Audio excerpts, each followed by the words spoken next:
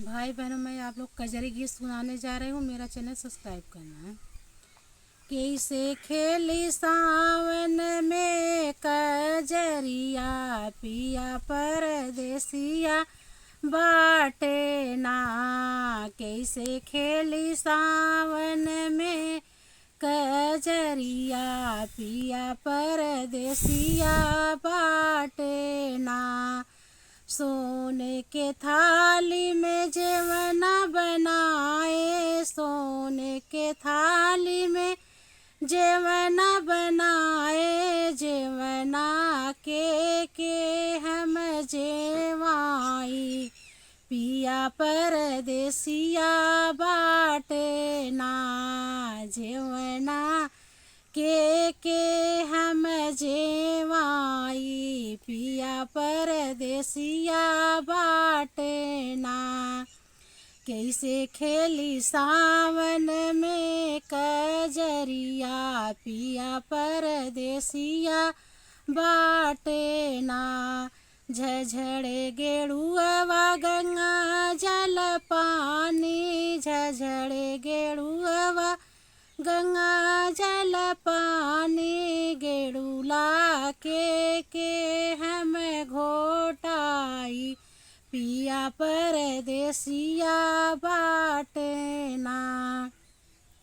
कैसे खेली सावन में कजरिया, पिया परदेसिया बाटे ना। कैसे खेली सावन में कजरिया, पिया परदेसिया बाटे ना। लवंग हिलाची कबीरवा जोरायूं, लवंग हिलाची कबीरवा जोरायूं, बीरवा के हम कुचाई, पिया परदेसिया बाटे ना।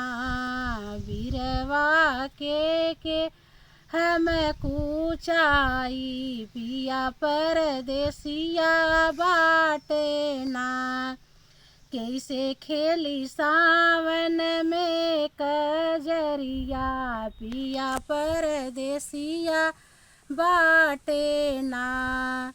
फूलवा में झारी झारी से जिया लगायूं, फूलवा में झारी झारी से जिया लगायूं, से जिया के हम सुताई, पिया परदेसिया बाटे ना। से जिया के हम सुताई, पिया परदेसिया बाटे ना।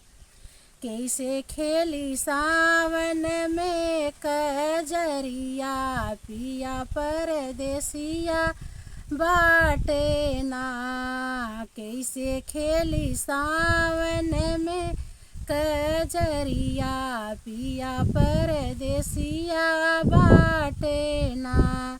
भाई बहनों, मेरा चैनल लाइक करना, शेयर करना, सब्सक्राइब करना।